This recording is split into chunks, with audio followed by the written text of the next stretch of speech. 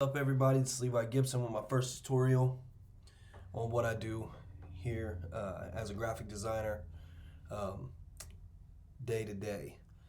Sometimes as a graphic designer you don't get perfect files, you don't get your stuff exactly like you need it. Sometimes you got to work with stuff like this, and it's got this low res bitmapped image. So I'm going to show you how to quickly use the image trace function and some simple practices to take a logo like this into a more crisp version of the logo that everybody, obviously needs.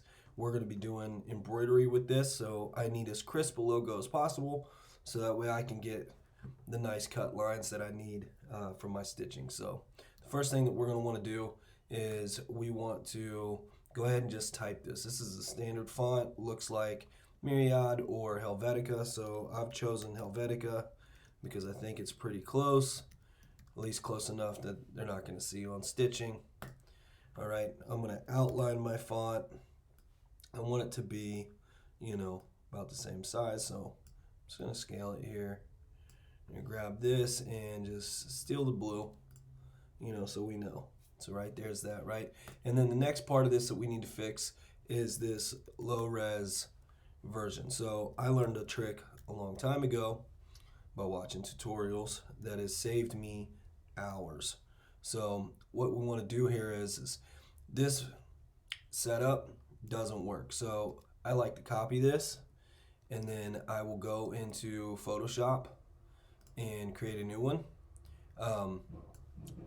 This always sets the 72 on the low res, so I'm going to put it at 300, and I'm just going to go 400 pixels by 400 pixels, make it a little bigger, and I'm going to paste this. I'm going to paste this in there as pixels, so we see that it's in there now, and it's still two color. So I'm going to come up. I'm going to hit Image, Grayscale.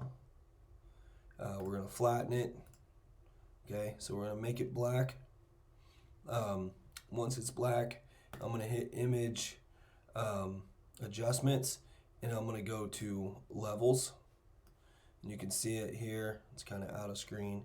And I'm just going to try and make it as dark as I can without giving it all that choppiness. I'm just going to make it as dark as I can so that Illustrator trace function will work. I'm going to close this out here, and I'm just going to grab my graphic here. I'm going to select them with the magic wand tool here. And you can see that it just grabs everything of light color. You can adjust these settings. Right now, basic settings work. I'm going to cut it out, delete out all the funkiness, and paste it back in there. Now, I've got a pretty sharp, or at least close to sharp piece. I'm going to Command A, Command C, copy that, and I'm going to go back to Illustrator, and I'm going to paste this in here, make it about as big as it should be. Obviously scaling it proportionately. You don't want to scale it like this. You hold the shift key and drag, and you get proportion.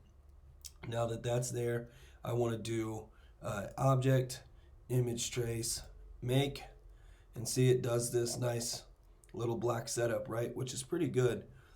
Typically,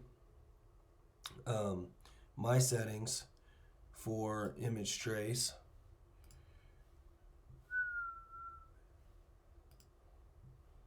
look like this on a default, but we want it to look like this. This setup here, black and white, threshold 128, this setup, with the ignore the white selected, gives me oftentimes my best opportunity to make a crisp vector image. So I'm going to go ahead and use those settings this time. I'm going to hit Object, Expand. It's going to give me this little window. I'm going to hit OK. And now I've got my blue swoosh and my orange swoosh. And I can get rid of this one. And now when I come in, I got pretty crisp lines. Now you can see they're still a little choppy here, which we don't like. So another way to do this is to simply use the image trace, your Object, Image Trace, Make, and see how it's giving us that again. We don't want that, obviously. So instead of picking black and white, we can pick color, and we can pick 3 colors because we know we just have 3, right? Blue, white, and orange. I can ignore the white and go to 2 colors. I can also adjust my settings to give it to me, you know, really smooth rather than giving me those choppy edges.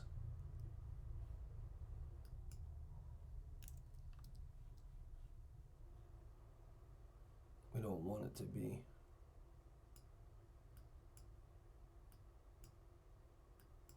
sloppy.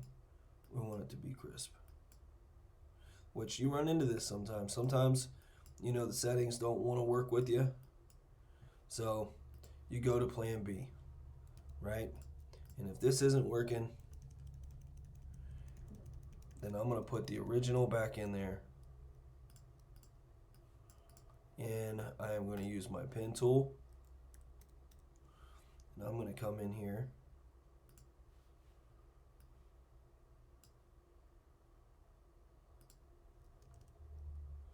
Shift X will allow you to grab lines.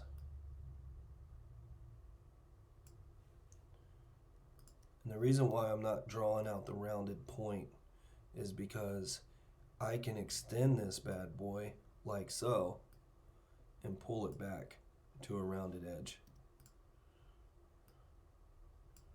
Grab my edges here. Same thing here. I'm going to pull it out as far as I want to get that desired look. Open this up a bit. Let's raise this up a bit. And then I'm just going to pull it back like that. See, now I have a nice crisp blue line. And we're going to do the same thing here with this one.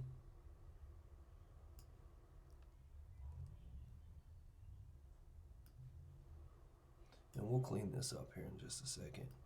We just want to get it as close as we can. And we'll be able to, like I say, clean up these lines here in just a second. See that? See that little grab there? If you hit Shift C, it gives you that angle grabber too. And you can sit here and play with that and get that right, you know, by just grabbing the lines. I hate grabbing the handles. That's such a pain. You know, if you can do it this way, do it. Sometimes you can't avoid it. You got to grab the handle. But anybody that's ever worked with Illustrator knows that those things can be hard to find sometimes. You try to click them, you end up clicking the background or, you know, whatever else is going on. But this is honestly the most efficient way that I know to copy a path. And again, see, we're still not where we need to be. We have to extend this out because we're going to round the edges to get it what we want. But this is how you're trying to do it right here. Just slowly morphing and working and morphing and working until we get it where we want it. Until we get it the way we want it to be. We pull this in. Now we got our rounded edge, which still might be not perfect. You know, nobody's perfect. But we want this to look right. Sometimes you gotta zoom in so you can see where you're at.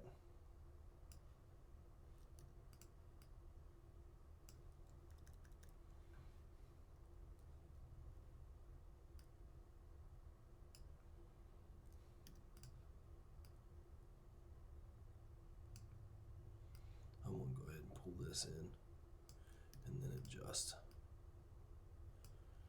There we go. So now we have our orange swoosh. It needs to be a little tighter, don't you think? There we go. And now, after removing that, we have a nice, crisp version of the logo. And if you want, you can always take and drag this over top, make sure your font's just right, you know, grab this, make sure you got the right size, which it doesn't look like it. We do. We need it a little bigger. you know. And I like to do things like, see the edge of this R, this is where that lines up. So I want to move stuff over because those visual representations of what it's supposed to look like matter to the customer usually. And that's pretty much it. Now we have a vector file from a raster graphic.